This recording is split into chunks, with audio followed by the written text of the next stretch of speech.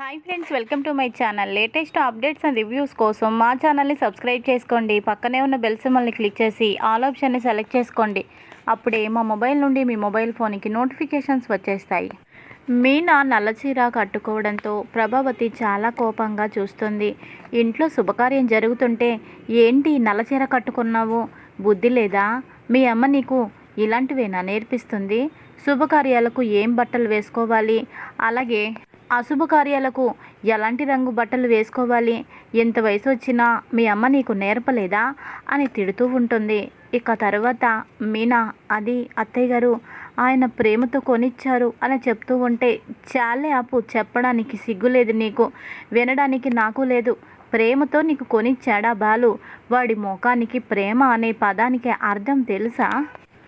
అలాంటివాడు నీకు ప్రేమతో చీర కొనిపెట్టాడు అని చెబుతావా? నోరు మూసుకో, కావాలనే ఇలా చేసావు నువ్వు, వెళ్ళి చీర మార్చుకో, చూడలేక చేస్తున్నాము అని అనడంతో ఇంతలోపు బాలు వస్తాడు. ఏంటి మమ్మీ అంటున్నావు? మీనా నల్ల చీర కట్టుకుంటే నీకు మనసుకి వచ్చిన నష్టమేంటి అని అంటే, నల్ల చీర ఎప్పుడు కట్టుకుంటారు, ఆ మాత్రం తెలీదా అని అనడంతో, తెలుసు కాబట్టే నేను ఈ చీర మీనాకి తెచ్చాను, ముఖ్యంగా ఈ పెళ్లిలో కట్టుకోమని చెప్పాను. నిరసన తెలియజేయడానికి మీనా ఆ చీర కట్టుకుంది. పెళ్లిపీటల మీద నుంచి వెళ్ళిపోయి మీనాని బాధ పెట్టి అందరి ముందు వాళ్ళ కుటుంబాన్ని నవ్వుల పాలు అల్లరి పాలు చేయాలని మనోజ్ అనుకున్నాడు. అలాంటి వాడి పెళ్లికి మీనా ఇలాంటి చీర కట్టుకోవడంలో తప్పే లేదు. తన జీవితాన్ని నాశనం చేయాలనుకున్న వ్యక్తి దగ్గర నల్ల చీర కట్టుకుంటే ఏంటి, తెల్ల చీర కట్టుకుంటే ఏంటి, ఏదైతే నీకెందుకు? అసలు ఏ రోజైనా నువ్వు మీనాని కోడలుగా చూసావా? చూడలేదు. అలాంటప్పుడు పరాయి వాళ్ళు ఎలాంటి బట్టలు వేసుకుంటే నీకెందుకు అని బాగా చెప్పడంతో ఇక ప్రభావతి, నీ నోట్లో నోరు పెట్టాను చూడు, నాకు బుర్ర లేదు, బుద్ధి లేదు అని తనకు తానే తిట్టుకుంటూ ఉంటుంది. ఇక వెళ్ళిపోతుంది. బాలుతో మీనా ఇలా అంటుంది, ఏంటండి ఎందుకు ఇలా చేశారు? అత్తయ్య గారు చూడండి, పాపం బాధపడుతున్నారు. ఆవిడ ఎందుకండి బాధ పెడతారు? నేను తెచ్చిన చీర నాకు బాగా నచ్చింది, చాలా అందంగా ఉంది. కాకపోతే ఇలాంటప్పుడు ఇలాంటి చీర అని అనగానే, నోరు మూస్తావా పూలగంప? నీకంటే ఎక్కువ నేనే ఆలోచించాను. నిన్ను ఎంత బాధ పెట్టారు. అలాంటి వాళ్ళు కొంచెమైనా బాధపడకపోతే ఎలా?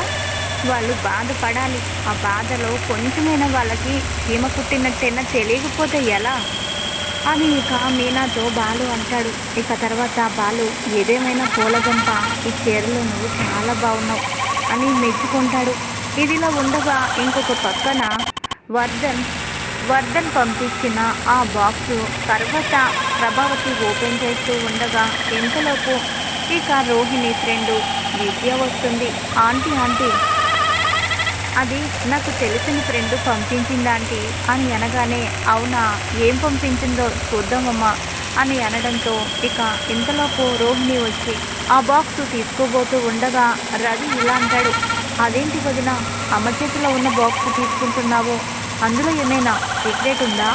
అసలు ఎందుకు నువ్వు ఓపెన్ చేయనివ్వడం లేదు? ఇలా ఇవ్వు, అసలు నీ ఫ్రెండ్ నీకు ఏం పంపించిందో నేను చూడకూడదా? అంత సీక్రెట్ అయితే చెప్పు, మేమేం ఓపెన్ చేయము అని అనగానే, అంటే సీక్రెట్ అని ఏమీ కాదు అని అంటుంది. అవును వదిన, ఈ బాక్స్ మీద కళ్యాణి ఉని ఉందేంటి, నీ పేరు కళ్యాణినా అని అడుగుతాడు రవి. అయ్యో అదేం కాదు, నా పేరు రోహిణియే, అందులో కళ్యాణం బహుమతి కదా, అందుకని తను అలా కళ్యాణం బహుమతి అని పంపించింది, పొరపాటుగా తను కళ్యాణి అని రాసింది. ఏమత్తయ్య గారు, పెళ్ళిని కళ్యాణం అని కూడా పిలుస్తారు కదా అని అంటే, అవునమ్మా అని అంటుంది. అదేంటి వదిన, విచిత్రంగా ఉంది, కళ్యాణానికి బహుమతి పంపించడం బాగానే ఉంది, కానీ బహుమతి మీద కళ్యాణం అని రాయటం ఏంటి, విడ్డూరంగా ఉంది అని అనగానే, నిజమే కళ్యాణ్, తన మాటలు నాకు కూడా అలాగే విడ్డూరంగానే అనిపిస్తాయి, తనకి తెలుగు అంతగా రాదు, ఇలా అర్థం కాకుండా రాస్తుంది, తన భాషతో చచ్చిపోతున్నా నేను.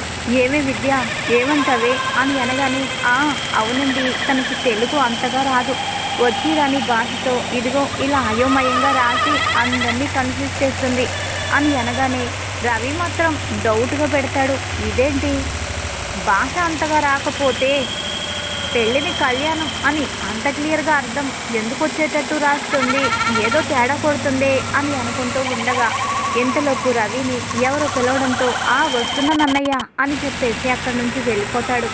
ఇంకా విద్య ఆ గిఫ్ట్ని తన రూమ్లో పెట్టడానికని తీసుకువెళ్తూ ఉండగా ఇంతలోపు మనోజ్ వస్తాడు.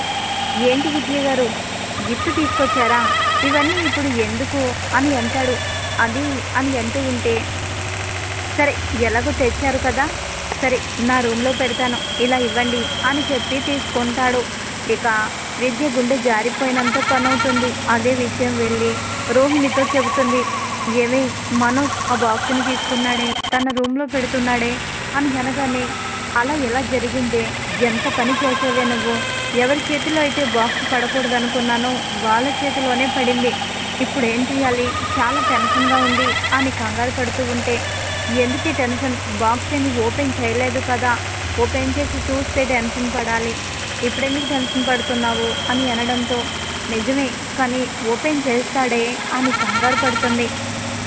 అలా ఏం కాదులే, ఇంతలోపు పంతులు గారి దగ్గరికి వెళ్ళి త్వరగా పెళ్లి కొడుకుని రమ్మని నేనే చెబుతాను, ఏదో ఒకటి చేస్తాను, నువ్వు కంగారు పడికే అని అంటుంది. ఇక మనోజు తన రూమ్లోకి వెళ్ళి ఏమి ఇచ్చుంటుంది, అదేంటి బాక్స్ మీద కళ్యాణి అని రాసింది, ఈవిడ పేరు విద్య కదా, కానీ కళ్యాణి అని ఉందేంటి అని అనుకుంటూ, ఎందుకైనా మంచిది ఓసారి ఓపెన్ చేసి చూద్దాము అని చెప్పి ఆతృతగా బాక్స్ని ఓపెన్ చేస్తాడు. ఇక ఓపెన్ చేసి బాక్స్ లోపల ఏముందో తీయబోయే సమయానికి ఇంతలోపు విద్య వచ్చి, మనోజ్ గారు, పంతులు గారు పిలుస్తున్నారు, పూజకి సమయమైందట, త్వరగా రండి అని చెప్పడంతో అలాగే అని చెప్పి ఓపెన్ చేసిన బాక్స్ని ఆ గదిలోని వదిలేసి మండపం మీదకి వచ్చేస్తాడు. ఇదిలా ఉండగా ఇంకొక పక్కన బాలు చాలా ఇబ్బంది పడుతూ ఉంటాడు. మీనా గమనిస్తుంది. ఏంటండి వచ్చిన దగ్గర నుంచి చాలా మీరు ఇదిగా ఉన్నారు, ఏమైంది అని అంటే, ఏం చెప్పమంటావు పూలగంప, కడుపులో అంతా గజిబిజిగా ఉంది అని అనగానే, అయ్యో అలాగా, అదిగోండి మీ అన్నయ్య గారి రూమ్ ఉంది కదా, ఆ రూమ్లోకి వెళ్ళండి, రెస్ట్ రూమ్ కూడా ఉంది లోపలే, వెళ్ళండి అని అనగానే, అలాగే అని చెప్పి గబగబా లోపలికి వెళ్తాడు. ఇంకా తర్వాత బయటికి వచ్చి ఓపెన్ చేసి ఉన్న బాక్స్ని చూస్తాడు. చూసి ఇదేంటిది, సగం ఓపెన్ చేసి వెళ్ళిపోయినట్టున్నాడు, దీన్ని ఓ పక్కకు పెట్టేద్దాము, పాపం ఎంతో ఇష్టంగా అభిమానంతో ఈ బహుమతి పంపినట్టున్నారు, అలాంటిది ఇలా ఎలా పడితే అలా వేసేస్తే పంపించిన వాళ్ళు బాధపడతారు అని చెప్పి ఇక ఆ బాక్స్ని ఓ పక్కన పెడదామని ఇలా పెడుతూ ఉండగా ఇంతలోపు బాక్స్లో ఉన్న ఫొటోస్ అన్నీ కూడా కింద పడిపోతాయి, వాళ్ళు కాళ్ళ మీద పడిపోతాయి.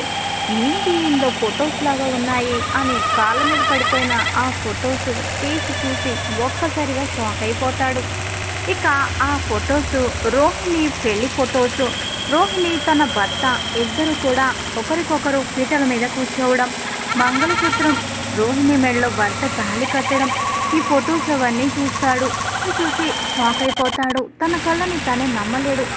ఏంటి, రోహిణికి మొదట పెళ్ళయిందా, తన భర్తతో దిగిన ఫొటోసా, ఇంతకీ ఈ ఫొటోస్ ఎవరు పంపించారు, రోహిణికి ముందే పెళ్ళయింది అన్న విషయం మనోజ్కి తెలుసా, తెలిసిన ఈ విషయాన్ని మాకు చెప్పకుండా దాచిపెట్టాడా, ఒకవేళ వాడు దాచిపెడితే ఈ ఫొటోస్ ఇక్కడికి ఎవరు పంపించారు, ఈ సమయంలో ఇక్కడికి పంపించాల్సిన అవసరం ఏముంది, మనోజ్ పెళ్ళి ఆపాలనే ఇలా ఎవరైనా కావాలని ఫొటోస్ పంపించారా, అసలేం అర్థం కావట్లేదు, చాలా గందరగోళంగా ఉంది అని చెప్పి ఏం జరిగిందో తెలుసుకుందాము, అసలు ఈ విషయం మనోజ్కి చెప్పాలి, ప్రభావతికి చెప్పాలి అని చెప్పి ఫోటోలు తీసుకొని బయటికి వస్తూ ఉండగా ఇంతలోపు రోహిణి పరిగెత్తుకుంటూ బాలు దగ్గరికి వస్తుంది. బాలు దగ్గరికి వచ్చి బాలు కాలు పట్టుకుంటుంది. మీరు ఈ విషయం మనోజ్ గారికి చెప్పొద్దు, దయచేసి మిమ్మల్ని నేను బ్రతిమాలుకుంటున్నాను, ప్రాధేయపడుతున్నాను, పొరపాటున ఈ నిజం మీరు చెప్పొద్దు, నా పెళ్ళి ఆగిపోతుంది, పెళ్ళి ఆగిపోతే నేను ఈ పురుగుల మందు తాగి చచ్చిపోవడమే, అంతకు మించి ఏమీ లేదు, మీ కాళ్ళు పట్టుకుంటాను అని కాళ్ళు పట్టుకుంటూ ఉండగా వాళ్ళకి ఏమీ అర్థం కాదు. మీరు ఎందుకు ఇలా చేస్తున్నారు, ఈ విషయం మా అన్నయ్యకి తెలీదా అని అంటే, తెలియదు, దయచేసి చెప్పొద్దు, మీరు చెబితే ప్రాణంతో ఉండను, పెళ్ళిని మీరు ఆపద్దు అంటూ ఏడుస్తూ రెండు కాళ్ళు పట్టుకొని బాధపడుతూ ఉండగా ఇంతలోపు మీనా కూడా అక్కడికి వస్తుంది. ఏం జరిగిందో తెలుసుకుంటుంది. ఇక తెలుసుకొని రోహిణితో ఇలా అంటుంది, నువ్వు చాలా తప్పు చేస్తున్నావు, తప్పు కాదు మోసం చేస్తున్నావు. ఇలా మోసం చేయడం భావ్యం కాదని నీకు తెలియదా? ఈ నిజం తెలిస్తే ఏం జరుగుతుందో, దాని పర్యవసానాలేంటో ఆ మాత్రం నీకు ఊహకి కూడా రావడం లేదా? ఇప్పుడు తెలిస్తే కేవలం పెళ్లి మాత్రమే ఆగిపోతుంది, ఆ తర్వాత తెలిస్తే నీ జీవితమే తలకిందులైపోతుంది అని మీనా చెప్తూ ఉండగా ఇక మీనా మాత్రం వద్దు, చెప్పొద్దు, ఆల్రెడీ నాకు పెళ్లి కూడా జరిగిపోయింది, చూసారా తల మీద జీలకర్ర బెల్లం పెట్టేశారు అంటే నాకు సగం పెళ్లి కూడా అయిపోయింది.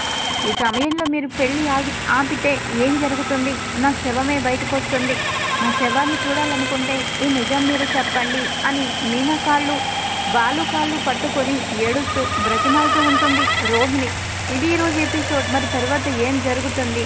మరి బాలు మీనా ఈ నిజాన్ని చెప్పేస్తారా, లేదంటే ఇంకా రోహిణి ఎక్కడ చనిపోతుందో మరి చెప్పడం ఎందుకు అని దాచేస్తారా? ఏం జరగబోతోంది రాబోయే ఎపిసోడ్స్ తెలుసుకుందాం. Thanks for watching.